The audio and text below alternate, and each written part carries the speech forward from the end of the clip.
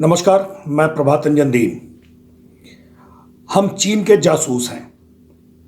इसे मैं दोबारा कहता हूं। हाँ, हम चीन के जासूस हैं। यह बात सुनने में थोड़ी अटपटी जरूर लगती है, लेकिन यह यथार्थ है।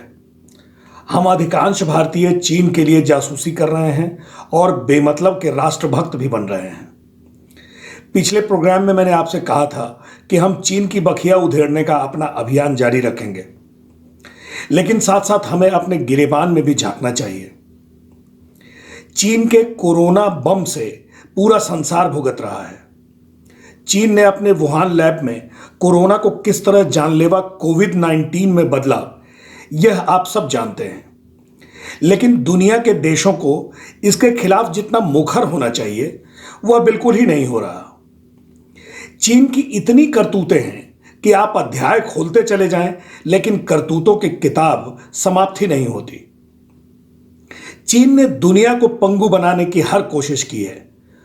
कोरोना फैलाने के पहले चीन ने संचार के क्षेत्र में जाल बिछाकर पूरे संसार को जासूसी के चंगुल में फंसाया। इसमें अमेरिका और भारत समेत कई देश भुक्तभोगी हैं। अमेरिका ने तो चीन की टेलीकॉम कंपनी हुआवे को अपने देश से बाहर ही खदेड़ दिया, लेकिन भारत में पूंजी फैक्टर के आगे सब कुछ गौण हो जाता है।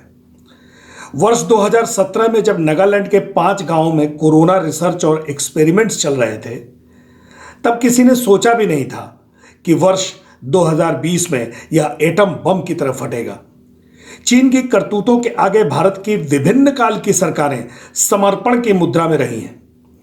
चीन ने भारत में स्मार्टफोन्स और स्मार्ट ऐप्स का जाल बिछाकर भारतीय सुरक्षा प्रणाली की जासूसी की।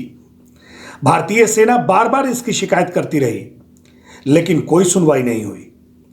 आखिरकार विवश होकर सेना के तीनों अंगों को, तीनों शाखाओं को स्मार्टफोन्स और स्मार्ट एप्लीकेशंस के इस्तेमाल पर पाबंदी लगानी पड़ी। यह देश की दुर्भाग्यपूर्ण स्थिति ही तो है।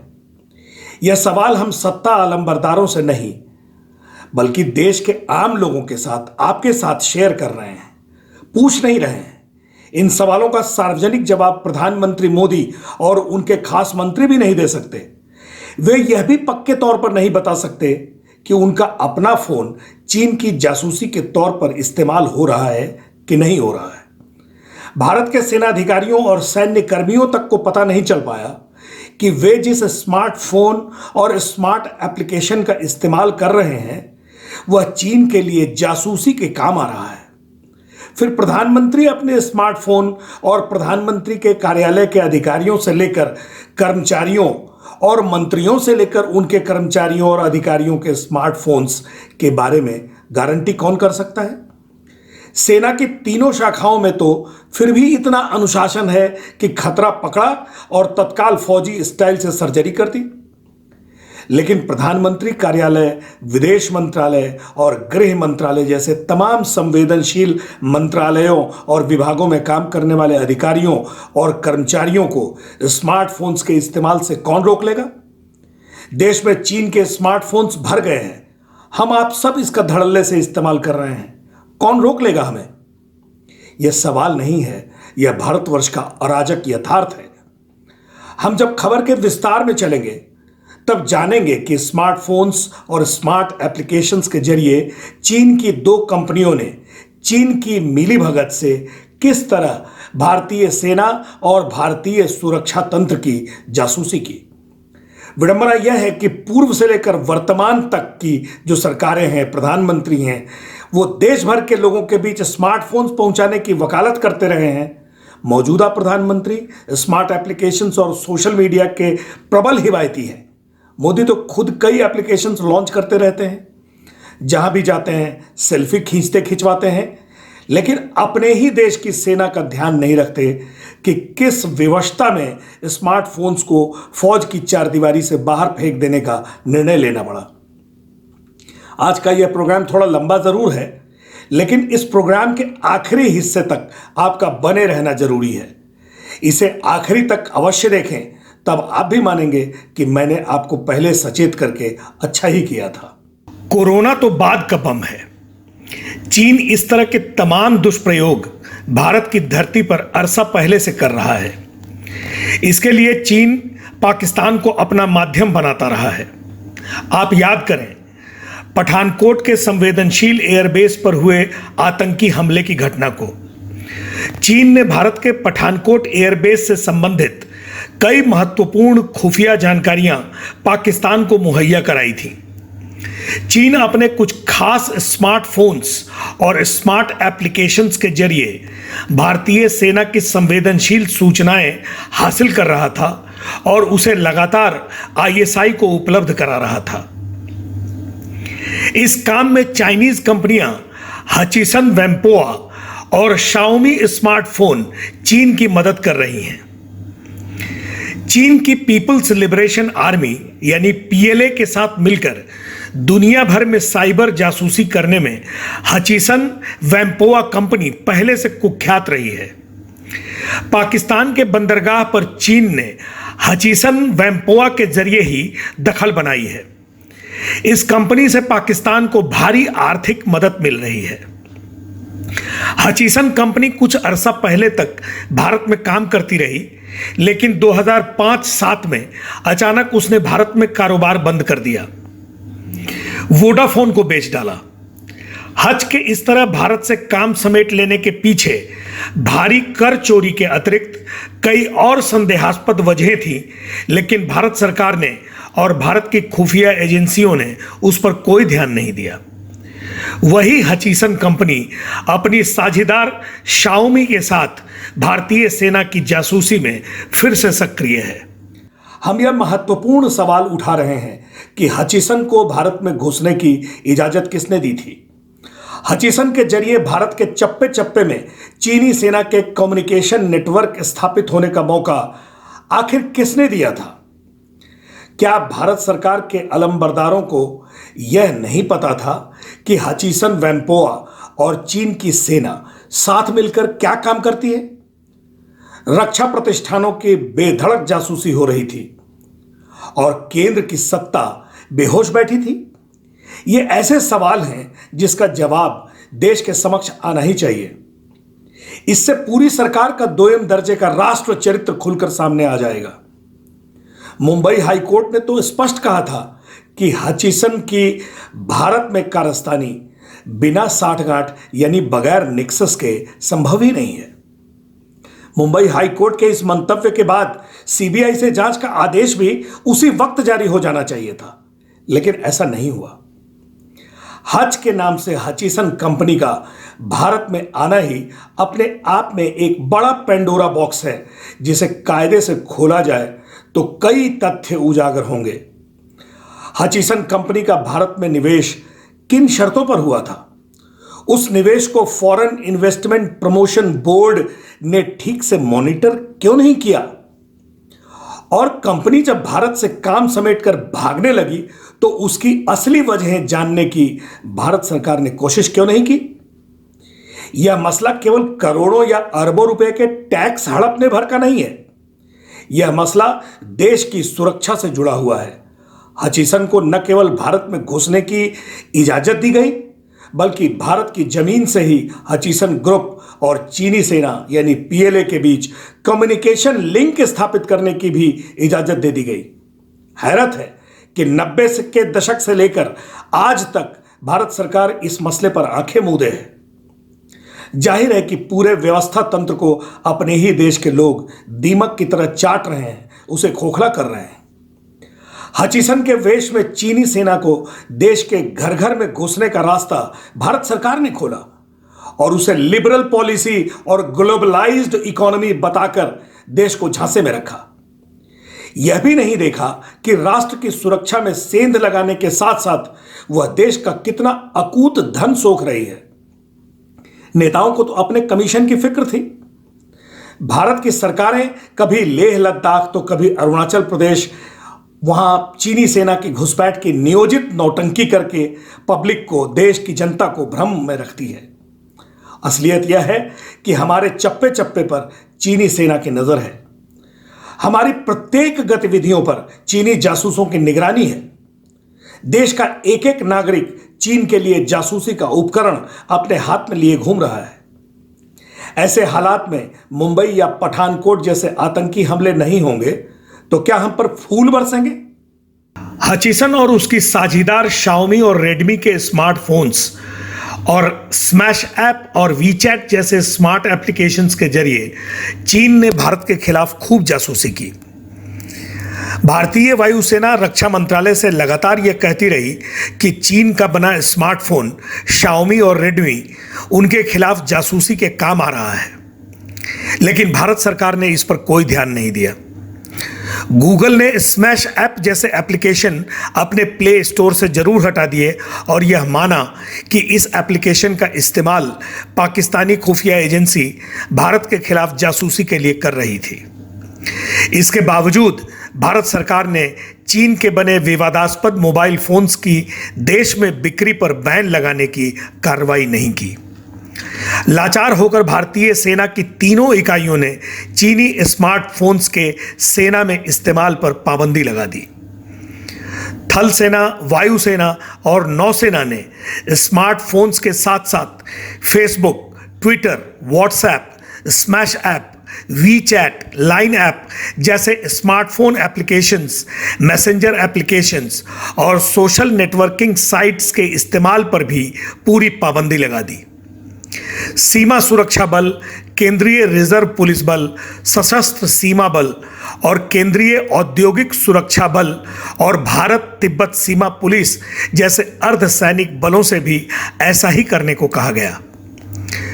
पठानकोट हमले की पड़ताल के नाम पर पाकिस्तानी जांच एजेंसी के भारत आने के पहले देश की तीनों सैन्य इकाइयां स्मार्टफोन्स, स्मार्ट एप्लीकेशंस और सोशल नेटवर्किंग साइट्स के इस्तेमाल से पूरी तरह अलग हो चुकी थीं। भारतीय वायुसेना को इस बात पर गहरी नाराजगी है कि पठानकोट एयरबेस पर हमले की साजिश करने वाले मुल्क पाकिस्तान के षड्यंत्रकारी अधिकारियों को ही भारतीय एयरबेस में घुसने की इजाजत कैसे दे दी गई।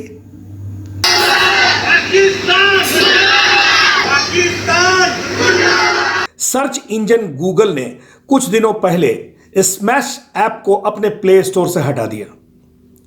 इस एप्लीकेशन का इस्तेमाल आईएसआई भारतीय सेना के खिलाफ जासूसी के लिए कर रही थी। दूसरे स्मार्ट एप्लीकेशन की तरह यह भी फ्री एप्लीकेशन की तरह उपलब्ध था। इसे डाउनलोड करने के पहले current location, contact list, media gallery से जुड़ी तमाम सूचनाएं दर्ज करनी पड़ती थी। इन सूचनाओं के जरिए और करंट लोकेशन के आधार पर संबंधित व्यक्ति की जासूसी बहुत आसानी से हो जाती थी। भारतीय सेना में इस एप्लीकेशन का खूब इस्तेमाल हो रहा था। सस्ते में उपलब्ध होने वाले शाओमी और रेडमी जैसे चाइनीज स्मार्टफोन्स और मुफ्त में मिलने वाले स्मार्ट एप्लीकेशंस का इस्तेमाल करके भारतीय सेना के अधिकारी और कर्मचारी चीन और पाकिस्तानी खुफिया एजेंसियों के लिए जासूसी का आसान औजार बनकर रह गए थे। सेना की तकनीकी शाखा के अधिकारी कहते हैं कि शाओमी स्मार्टफोन में बाकायदा स्पाई चिप्स पहले से फिट पाए गए थे, जिससे खुफियागिरी आसानी से हो रही थी। यह देश की सुरक्षा से जुड़ा बेहद संवेदनशील मुद्दा था, जिसकी तरफ भारत सरकार ने कोई ध्यान ही नहीं दिया और अब भी नहीं दे रही है। शाओमी और रेडमी स्मार्टफोन्स पर पाबंदी की बात तो छोड़िए, उसके और भी नए नए संस्करण और मॉडल्स बाजार में उतारे जा रहे हैं। बड़े जोर शोर से इन फोन्स के विज्ञापन दिखाए और छापे जा रहे हैं। टीवी अखबारों को जबरदस्त फायदा है, इसलिए मीडिया भी मस्त है। हचिसन और शाओमी की एशियाई साझेदारी के बड़े बड़े स्पॉन्सर्ड यानी प्रायोजित समाचार प्रकाशित कराए और प्रसारित कराए जा रहे हैं। इस तरह भारत सरकार ने बड़ी मक्कारी से आंखें मूंद रखी हैं। स्मैश ऐप मैसेंजर एप्लीकेशन के जरिए यूजर का पूरा डाटा पाकिस्तानी खुफिया एजेंसी आईएसआई को मुहैया कराया जा रहा था। स्मैश ऐप का सर्वर जर्मनी में था, जिसे कराची का रहने वाला पाकिस्तानी एजेंट साजिद राणा pbxmobiflex.com के नाम से चला रहा था। इस एप्लीकेशन की तकनीक चीन द्वारा डेवलप की गई थी। इसे इतने शातिराना तरीके से तैयार किया गया था कि उसे डाउनलोड करते ही यूजर के फोन में दर्ज सारे details SMS records, photo, video और यहां तक कि किन किन लोगों से उसकी बातें हो रही हैं, उसका पूरा ब्यौरा भी सर्वर तक आसानी से पहुंच जाता था। इसी तरह Xiaomi और Redmi फोन्स द्वारा भी यूजर डाटा चीन में स्थापित सर्वर्स को भेजे जा रहे थे। सेना मुख्यालय ने आधिकारिक तौर पर माना है कि चीन के टेलीफोन ऑपरेटर्स WeChat जैसे एप्लीकेशंस के जरिए सूचनाएं हासिल कर उसे चीन सरकार को दे रहे हैं। Indian computer emergency response team से मिली जानकारियों के आधार पर भारतीय वायुसेना की जो खुफिया शाखा है उसने भी यह रिपोर्ट दे रखी है कि Xiaomi और Redmi स्मार्टफोन्स अपने सारे यूजर डाटा चीन में बैठे आकाओं को मुहैया करा रहे हैं। Redmi फोन स्टार्ट होते ही ऑटोमेटिकली चीन के आईपी एड्रेस से कनेक्ट हो जाता है। इसके ठोस प्रमाण सामने आए हैं। यह भी रहस्य खुल चुका है कि सर्वर CNNIC.cn का मालिक चीन सरकार का सूचना उद्योग मंत्रालय खुद है। यही हाल Xiaomi फोन्स का भी पाया गया, जो स्टार्ट होते ही अपनी सूचनाएं api.account.xiaomi.com को भेज देता है।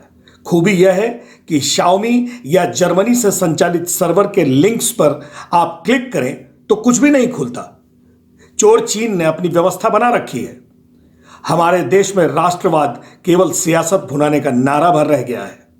रिसर्च एंड एनालिसिस विंग यानी रॉ के अधिकारी हचिसन वेम्पोआ कंपनी को भारत के लिए खतरनाक वैम्प यानी खलनायिका बताते हैं। हचिसन वेम्पोआ और Xiaomi काफी करीब हैं और एशिया में साझा कारोबार करते हैं। हच के नाम से भारत में हचिसन का कारोबार था, लेकिन उसने भारत में व्यापार का अधिकार वोडाफोन को बेच डाला। भारत सरकार ने कभी इस बात की छानबीन नहीं कराई कि संचार का सहारा लेकर हचिसन कंपनी भारत में क्या क्या धंधे करती रही और अचानक काम समेटकर क्यों चली गई। विडंबना यह है कि भारत सरकार ने वर्ष 2012 में काले धन पर जो श्वेत पत्र जारी किया था, उसके 2.9 बिंदु के तीसरे पैराग्राफ में हचिसन ग्रुप द्वारा वर्ष 1996 से लेकर वर्ष 2006 तक अलग अलग कंपनियों के नाम से भारत का अरबों रुपए का टैक्स हड़पे जाने का जिक्र है। वर्ष 2007 में वोडाफोन को धंधा बेचकर हचिसन भारत से भाग खड़ी हुई।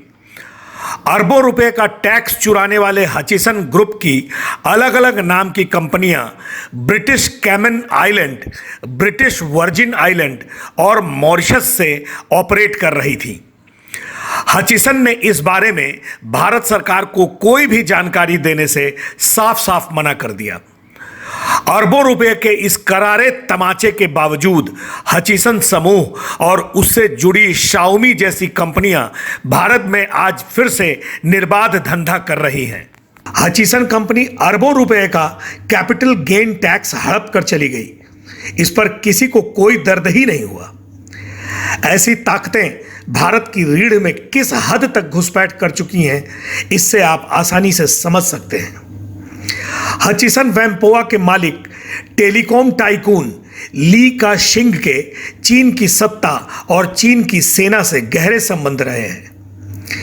ली का शिंग की कंपनी हचिसन वेम्पोआ चीनी सेना की साइबर रेजिमेंट के साथ मिलकर साइबर वॉरफेयर और साइबर जासूसी के क्षेत्र में लगातार काम करती रही है। चीन के कम्युनिज्म का सच यही है कि चीन की सेना दुनिया भर में फैली कई नामी कॉरपोरेट कंपनियों की मालिक है या हचिसन वेम्पोआ जैसे बड़े कॉरपोरेट प्रतिष्ठानों के साथ मिलकर साझे में काम करती है। हचिसन वेम्पोआ और चीन की सेना ने पाकिस्तान, बांग्लादेश, श्रीलंका समेत दुनिया के कई देशों के बंदरगाहों को अपने हाथ में ले रखा है। बंदरगाहों का काम हचिसन पोर्ट होल्डिंग के नाम से किया जा रहा है। बंदरगाहों के जरिए हथियारों की आमद रफ्त बेधड़क तरीके से होती रहती है। हचिसन वेम्पोआ लिमिटेड के चेयरमैन ली का शिंग चीन की सेना के लिए बड़े कारोबारों में बिचौलिए की भूमिका भी अदा करते हैं। अमेरिका की ह्यूज कॉरपोरेशन और चाइना हांगकांग सैटेलाइट यानी चाइना सेट के बीच हुए कई बड़े सैटेलाइट करारों में ली का शिंग ने अहम भूमिका अदा की थी। यहां तक कि चाइना सेट और एशिया सेट में भी अपना धन लगाया। चाइना सेट और एशिया सेट कंपनियां चीनी सेना पीपल्स लिबरेशन आर्मी की कंपनियां हैं। इसी तरह चाइना ओशियन शिपिंग कंपनी यानी कॉस्को भी पीपल्स लिबरेशन आर्मी की ही है, जिसमें हचिसन वेम्पोआ लिमिटेड का धन लगा हुआ है। लीबिया, ईरान, इराक और पाकिस्तान समेत कई देशों में आधुनिक हथियारों की तस्करी में कॉस्को की लिप्तता कई बार उजागर हो चुकी है। कुख्यात आर्म्स डीलर और अत्याधुनिक हथियार बनाने वाली चीन की पॉली टेक्नोलॉजीज कंपनी के मालिक वांग जुन और हचिसन वेम्पोआ के मालिक ली का शिंग के काफी नजदीकी संबंध हैं। पॉली टेक्नोलॉजीज कंपनी का संचालन भी पीएलए द्वारा ही होता है। चीन के प्रतिष्ठित the China international trust and investment corporation में वांग जुन और ली का शिंग ये दोनों कुख्यात हस्तियां बोर्ड मेंबर्स हैं। हमारा देश भी अनैतिक किस्म के विरोधाभासों से भरा हुआ है। Mumbai high court Hutch Vodafone के बीच हुई 11 अरब डॉलर की डील को भारतीय व्यवस्थाधीशों की साठगांठ का नतीजा मानती है और फैसला देती है कि इस डील का टैक्स वसूला जाए। लेकिन देश की सर्वोच्च अदालत मुंबई हाई कोर्ट के फैसले पर रोक लगा देती है। उल्टा इनकम टैक्स विभाग को ही 2,500 करोड़ रुपए वोडाफोन को लौटाने का हुक्म सुना देती है ना विचित्रताओं से भरा अपना देश। और भी तमाम विचित्रताएं हैं, बस देखते चलिए। मैंने शुरुआत में कहा था कि हम सब लोग चीन के जासूस हैं और हमें अपने अपने गिरेबान में जरूर झांकना चाहिए। आइए झांकते हैं। जब पूरी दुनिया में चीन कोरोना बम फोड़ रहा था, उन्हीं दिनों भारत में शाओमी और रेडमी के फोन्स लॉन्च हो रहे थे। और इसे कौन लोग लॉन्च कर रहे थे? देश के सारे संवेदनशील महकमों, जहां की जासूसी से देश भीषण खतरे में पड़ सकता है, वहां के अलंबरदार बड़े अधिकारी दुश्मन देश के फोन को लॉन्च करके उपकृत हो रहे थे।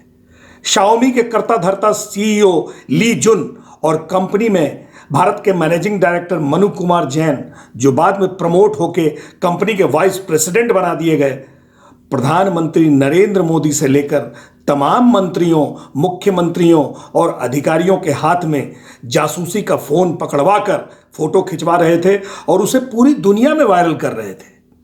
आइए आप भी देखिए, जिस फोन पर भारतीय सेना की जासूसी करने की आधिकारिक पुष्टि हो चुकी हो, उसे देश में लॉन्च करते हुए प्रधानमंत्री नरेंद्र मोदी, उस समय तक जीवित रहे केंद्रीय मंत्री अरुण जेटली, केंद्रीय मंत्री रविशंकर प्रसाद, यूपी के मुख्यमंत्री योगी आदित्यनाथ, दिल्ली के मुख्यमंत्री अरविंद केजरीवाल, आंध्र प्रदेश के मुख्यमंत्री चंद्रबाबू नायडू, कर्नाटक के मुख्यमंत्री येदियुरप्पा, यहां तक कि बेहद संवेदनशील प्रतिष्ठान इसरो के चेयरमैन डॉक्टर के शिवन भी जासूस फोन के साथ कितने खुश नजर आ रहे हैं। लेकिन अभी रुकिए, थोड़ा धैर्य से हम अपनी दशा भी तो देखते चलें कि हम भी चीन की जासूसी में कितने सक्रिय हैं। कोरोना से मौत के बाद भी हम चीन के सामान हाथ में रखने से बाज नहीं आ रहे। नमस्कार, जय हिंद।